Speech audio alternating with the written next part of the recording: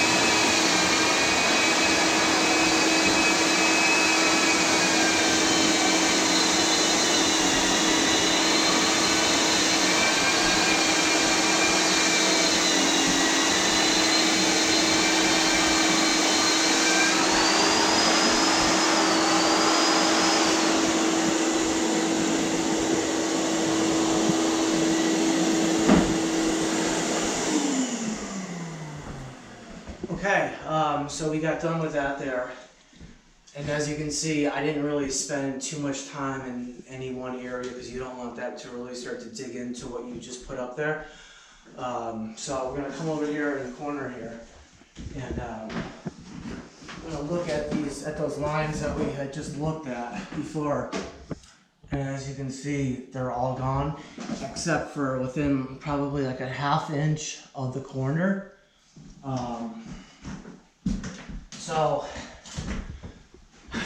So once you have that done, now what I'm going to do is I'm going to just take a block sander and sand the corners, because this doesn't get directly into the corner. So you just have a light sanding to do on the perimeter of the room, and then just go around and shine a light back up there. And if you see, I mean, when like you look here, it's basically it's perfectly smooth. But if you do see something, which I'm sure that I'm gonna go around now and I hit those areas and then sand them down and then sand the corners down. And then after you're done with the sanding, you want to make sure that there's no dust on like the ceiling. So take either like a paintbrush, and I'm gonna use a brush in the corners, especially because I just sanded those areas. Also, any areas that I may have fixed again with the mud. So, or what you can do too is you can use like a wet sponge to sponge down it, because you don't want any drywall dust being up there, because then when you go to a prime and paint, you're going to be painting over dust, and that's not good, and the paint is not going to stick. So you want to make sure that you get rid of all the dust. So thank you very much for watching this video series, and I hope that you guys learned a lot. Thank you.